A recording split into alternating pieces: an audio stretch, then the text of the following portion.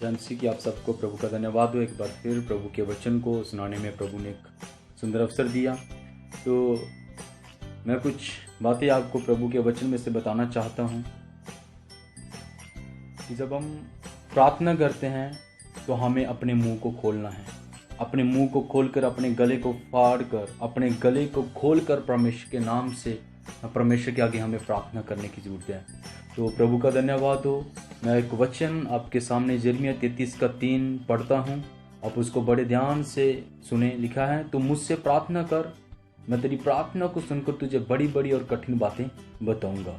सच में जब हम प्रार्थना करते हैं तो बहुत सारे लोगों को मैं देखता हूँ कि वो मुंह के बीच में बड़बड़ाते रहते हैं, लेकिन बाइबल बताती कि जब तू प्रार्थना करे तो अपने मुंह को खोलकर मुझसे प्रार्थना करना। यिर्मयाह 33:3 हमें यही सिखाता है कि हमें अपने मुंह को खोलकर प्रार्थना करने की ज़रूरत है।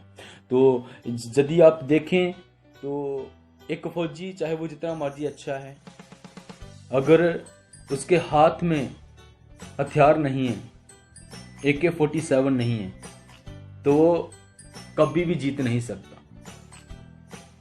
इसी तरह हमारे हाथ में भी वो प्रार्थना का हथियार होना हमारे जीवन में बहुत ज़रूरी है, ताकि हम शैतान को हरा सकें। क्योंकि कभी कभी हम सोचते हैं कि हमारे हृदय को, हमारे दिल को प्रभु जानता है, और कुछ लोगों की आदत होती है चुपचाप प्रार्थना में बैठे रहना और कभी भी अपने मुंह को नहीं खोलना। वो अंदर ही अंदर मुंह के अंदर ही बड़बड़ाते रहते हैं। लेकिन बाइबल बताती है कि चाहे आपकी मुसीबत बड़ी है, चाहे आपका दुख बड़ा है, चाहे आपकी बीमारी बड़ी है, हर एक परेशानी के लिए आपको मुंह खोलना पड़ेगा। गले को खोलकर आपको प्रार्थना करने की जरूरत है, क्योंकि यिर्मयाह 33:3 यही बताता है। अगर आप जीतना चाहते हैं, अगर आप शैतान को हराना चाहते हैं, तो अपने मुंह को आपको खोलना पड़ेगा, और मुंह को खोलकर परमेश्वर से प्रार्थना करने की हमें जरूरत है। तो इसी तरह प्रार्थना में हमें हमेशा लगे रहने की जरूरत है। मैं आपको एक बात बताता हूं कि एक बार एक औरत थी और उसका एक बच्चा पैदा हुआ, और पहला बच्चा पैदा हुआ वो भी लंगड़ा, दूसरा बच्चा पैदा हुआ वो भी लंगड़ा, तीसरा बच्चा, चौथा बच्चा पैदा हुआ वो भी लंगड़ा। और वो सोचने लगी कि शायद ये परमेश्वर की मर्जी है। और एक दिन क्या हुआ, वो एक चर्च में जाती है, वहां पर प्रभु का दास प्रचार करता है, और उस प्रचार के बीच में इस बात को बोलता है कि जो लोग अपने मुंह को बंद रखते हैं, मुंह को बंद रखने का मतलब है शैतान को खुला छोड़ना, क्योंकि शैतान हमारे ऊपर हैवी होता है। और जब उसको इस बात का पता चला तो उसने जाकर अपने घर के बीच में सोचा, सच में मैं प्रार्थना के बीच में अपने मुंह को क्या करती हूँ, बंद रखती हूँ। और जिस तरह उसने प्रार्थना करनी शुरू की, उसी दिन से, जिस दिन से उसने प्रचार सुना, वचन सुना उस पास्टर के द्वारा, अपने घर का दरवाजा अपने घर के रूम में गई, अपने घर का दरवाजा बंद किया और अंदर जाके जोर जोर से प्रार्थना करने लगी, चला चला कर प्रार्थना करने लगी, परमेश्वर की आग मांगने लगी, परमेश्वर की फायर को मांगने लगी। जैसे उसने प्रार्थना करनी शुरू की, और कुछ दिनों के बाद एक औरत उस बहन के घर में आती है, तो वो औरत क्या कहती है, बस कर, अब मत मार मुझे। उसने बोला, मैंने तुझे कहां से मारा, मैं तुझे क्या बोल रही हूं। और उस जो औरत उसके घर में थी, उसी समय अपने घर में गई, उसने अपने जादू टूना करने की शक्तियों को, जादू टूना करने के कामों को रद्द किया। और थोड़े दिनों के बाद वही औरत जो जादू टूना करती थी मर गई। जिस दिन वो मर गई, उसी दिन उसके चारों बच्चे ठीक हो गए। उसी दिन उसके चारों बच्चे अपने पांव के बल चलने लगे।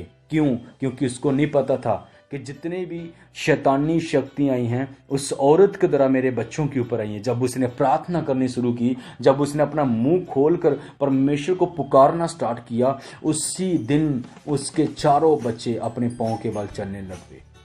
आज भी हम जब हम प्रार्थना करते हैं अपने मुंह को बंद रखते हैं, अपने ध्यान को कभी इधर लगाते हैं कभी उधर लगाते हैं। आपकी मुसीबत चाहे कितनी भी बड़ी है, अगर आप उस मुसीबत को गिराना चाहते हो, आपकी बीमारी जितनी भी बड़ी है आप उसको गिराना चाहते हैं, तो आपको अपना मुंह खोलना पड़ेगा। हम देखते हैं जब प्रभु यीशु मसीह के पास शैतान आया तो प्रभु यीशु मसीह को उसने सब कुछ दिखा दिया, और जब उसको दिखाया तो यीशु को कहता है तू मुझे प्रणाम कर, ये सब कुछ मैं तुझे दे दूंगा। प्रभु यीशु मसीह को शैतान ने बोला, जैसे उसने बोला तो शैतान बड़ा खुश हुआ कि कुछ नहीं बोल रहा। लेकिन प्रभु यीशु मसीह ने अपने आप को अंदर ही अंदर नहीं यही कहा कि शैतान चला जा। जब उसने शैतान को डांटा तो शैतान उसी समय उसके पास से चला गया। उसने बोला है शैतान दूर हो जा।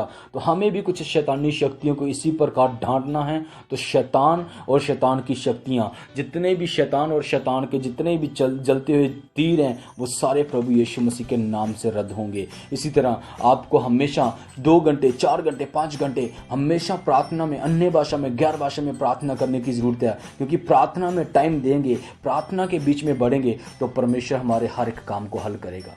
इसी वचन के द्वारा प्रभु आप सबको आशीष करें।